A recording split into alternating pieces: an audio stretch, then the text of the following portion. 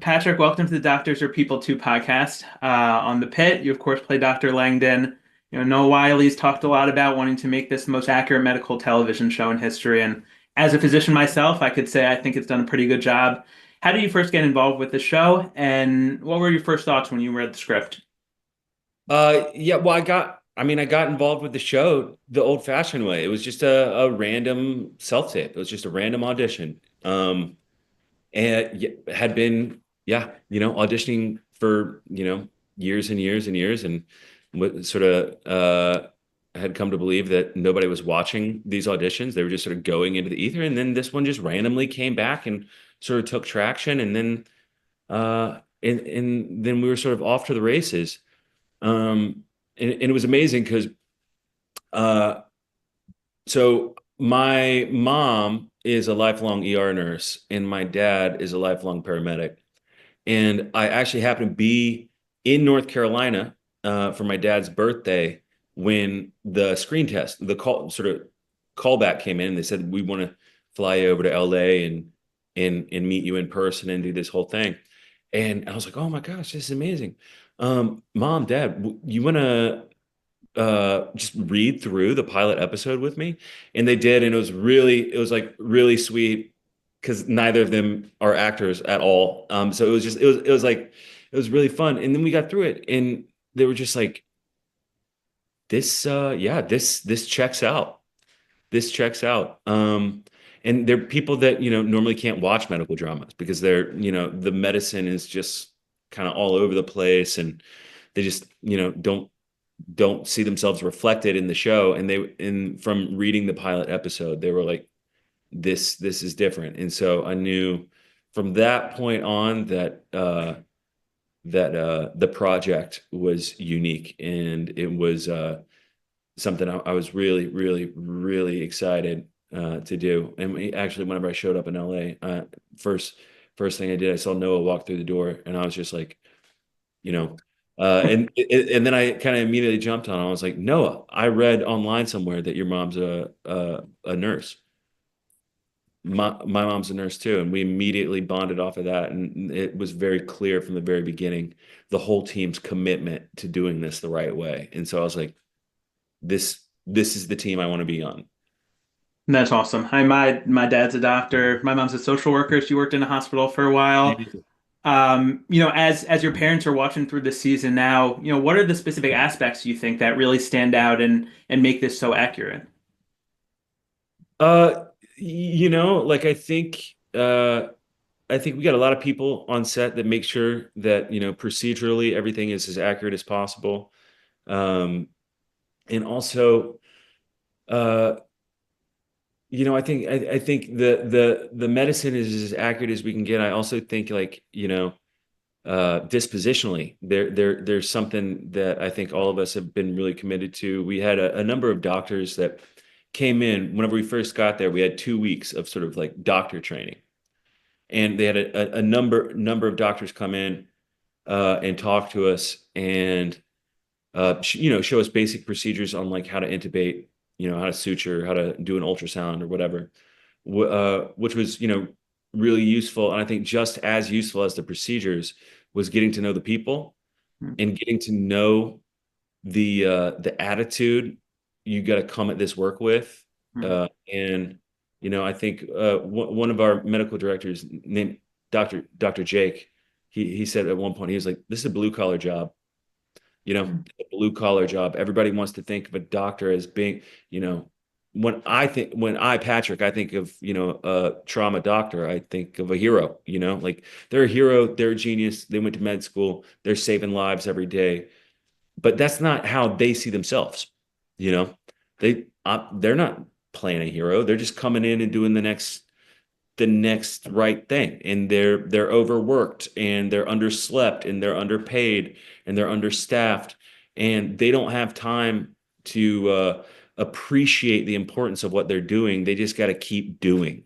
And that mindset, I think, was something that was really primary in me figuring out my way into Langdon. Do you think you have maybe not a newfound appreciation, but a different perspective on what your parents did? I'm sure there were a lot of dinner table conversations, but must be a little bit different now, getting a little bit more of a glimpse. Dude, 100%. 100%. It's been an absolute miracle. So like, yeah, I mean, growing up, I didn't really have any sort of appreciation for it because my parents would never talk to me about it, Hmm. right?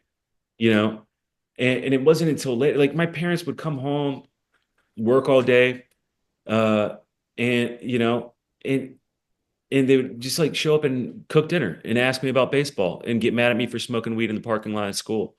And it was completely lost on me at the time that like literally like an hour prior to that, they might have lost a child. Yeah. Or they might have, 30 minutes prior to that, my mom, was plugging a bullet hole. And they didn't talk about it.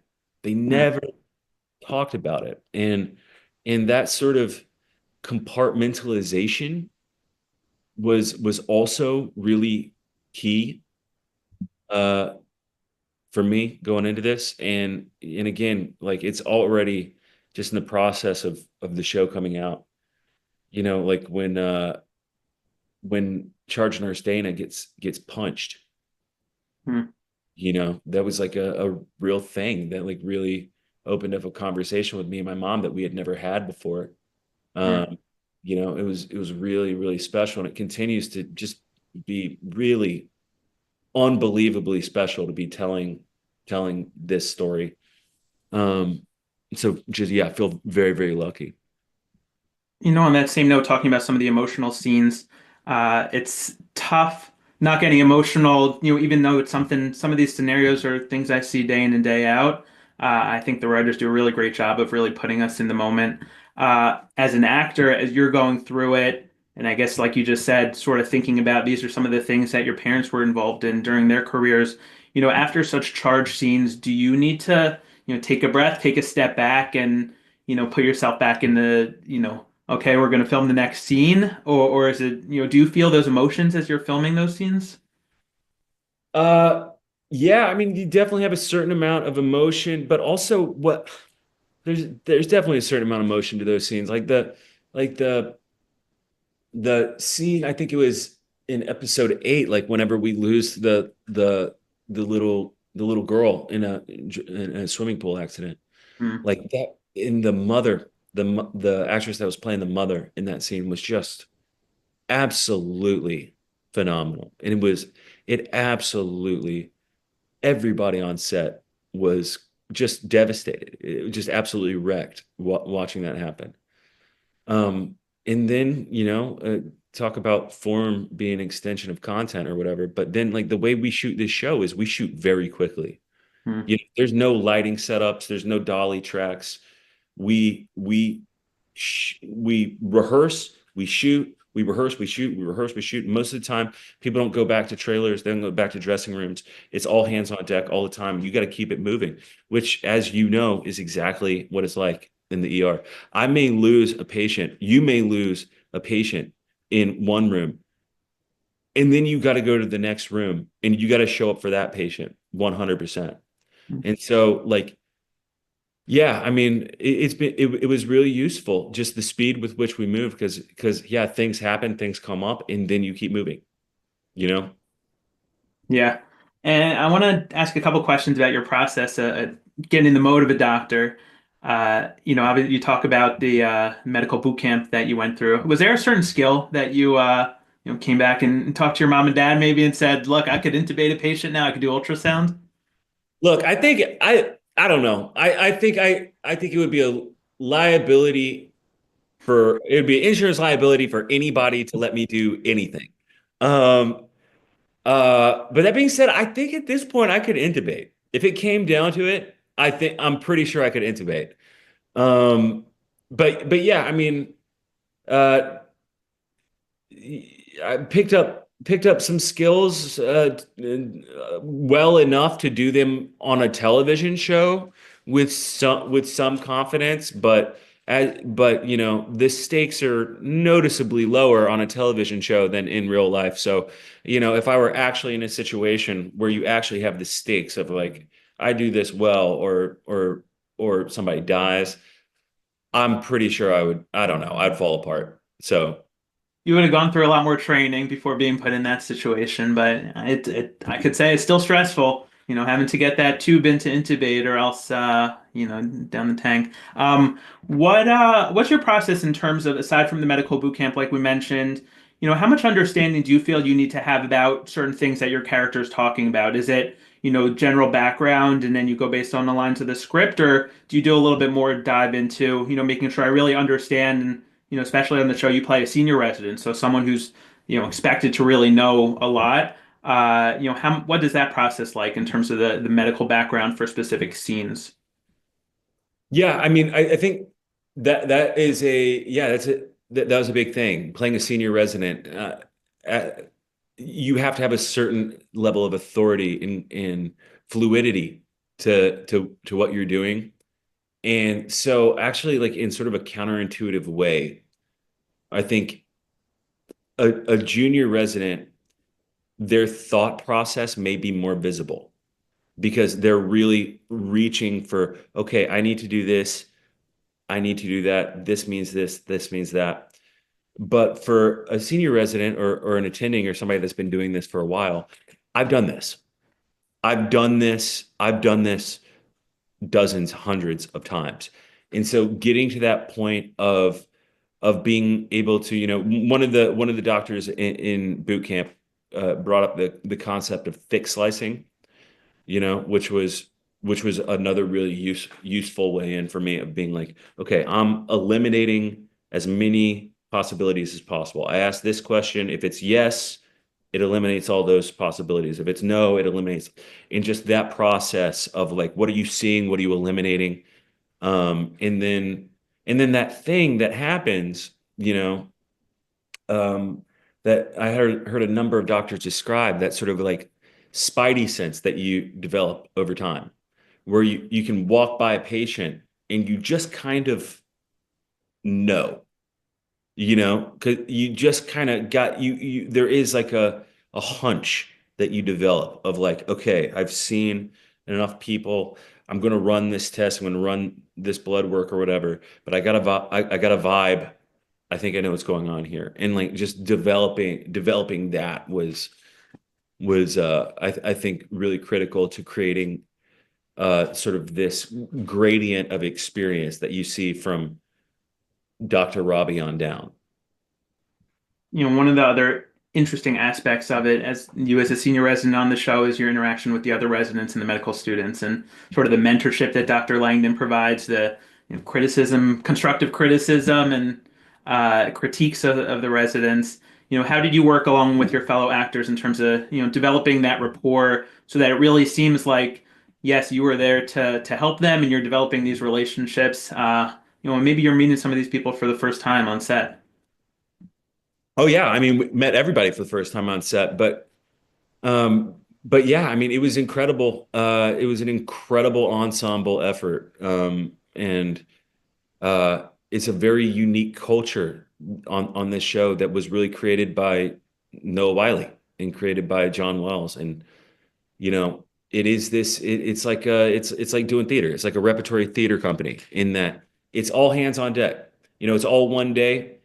So so if me and Mel have a big important scene, and then they cut to uh, uh, Noah and Dana on the other end of the corridor, me and Taylor are in the background of that shot.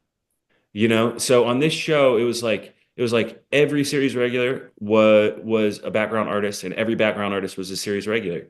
And so it just created this really ensemble organic feel that made that familiarity process really happen really quickly. Hmm. What are the challenges of filming something like that? It's not episode to episode. Maybe you're jumping ahead in your character's, trajectory. What are the challenges of developing a character when you're filming really the hour by hour? I mean, it was an incredible gift. It was an incredible gift as somebody that's coming from the theater. This is my first TV show, and it's very atypical that you have a show that shoots almost entirely chronologically. And so which is just like a play. So I don't have to play this game of, oh, now we're going to shoot this climactic scene in episode 10, but then I got to track that back to episode 1. It's just like I kind of am always at the precipice of my understanding, like I don't know, and they're dropping one episode at a time. So I don't know what happens next episode. So all I know is what I'm doing right now.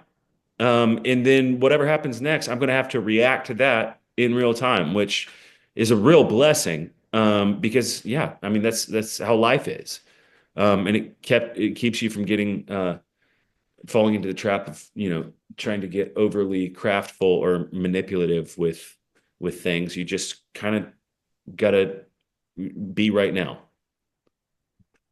What do you anticipate for your character story arc going forward? How else can I know we've had glimpses of, future career perspectives, but how would you like to continue to evolve your character? Uh, yeah, I've one thing that I've learned over this season is that Scott Gimel, the showrunner, knows a lot better than I do, and so yeah, there's been a number of times whenever you're inhabiting a character, you're like, oh man, I want to do this, I want to do that, I want to explore this or whatever. And the couple of occasions that, I thought I had a genius idea and shared it with Scott, and Scott was like, oh yeah, that's a really great idea. That's a really great idea. I'm not going to do that. And then and then I see it come out, and then I see the episode come out. I'm like, oh man, I'm so glad he didn't listen to me because, like Scott's really playing 3D chess. He's been doing this for 30 years. So he really knows what he's doing. So I don't what I want to happen next is whatever he has in mind. I'm not going to try to predict what he's doing. And you've talked about it a little bit. How has it been working with Noah Wyle, and what has he brought from his medical background when it comes to television that has helped inform you as you go through the show? Yeah, I mean, Noah's amazing. Incredible team leader, and has become an incredible mentor to me personally, and has become a really good friend. He's like he is been doing this for a long time. He spent a long time in on a hospital set and knows these procedures, and also, but like has allowed everybody the space and grace to sort of like come into this. And he's really a cool guy. And just like has, I think, gotten a lot of pleasure out of like watching us all fumble around and try to figure it out, and you know bumble and trip over things that he bumbled and tripped over like years ago. But he's always been there, and he's been like really encouraging, and has offered guidance when asked for, but also just kind of like uh yeah just been a warm, grounding presence while we all kind of flail about, which has been really cool.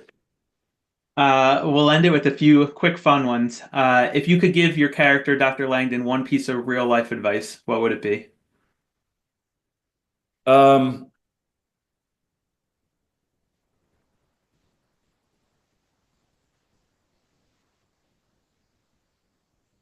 put on your own oxygen mask first. Hmm, I like it. Which character on the pit would you most like to trade places with for a day? What character would I like to trade places with? I mean, all these characters uh got a lot to figure out.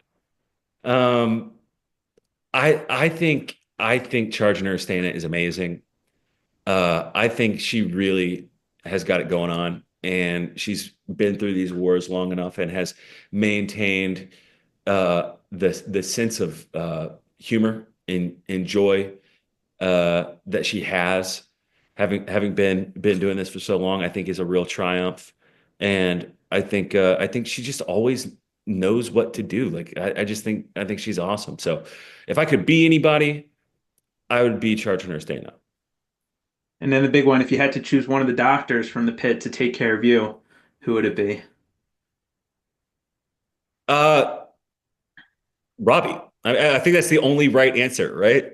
Yeah, maybe it's the easy answer, but I like it. And again, thank you for joining. One last question. I've spoken with a lot of people. Of course, you talked about how you have a medical, knowledge from your parents, but a lot of people turn to television shows to really inform, what they think of medicine, what healthcare is like.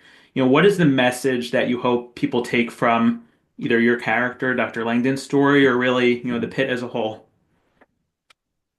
Um,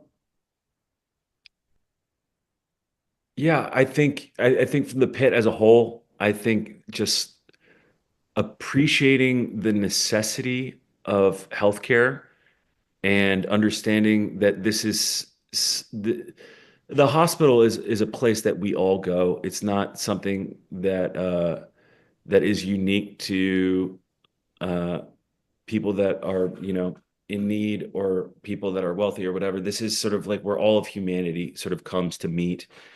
And, I've been told not to, you know, I don't, want to resist getting political or whatever, but I do think that healthcare is a right, not a privilege. And it is a, dream of mine that we can make healthcare more available and affordable for more people in this country, because right now the system is obviously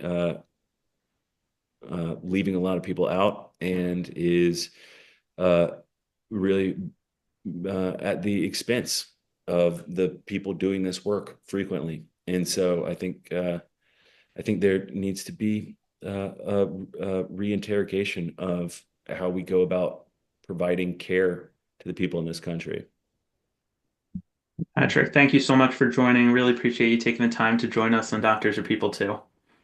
Thank you for having me.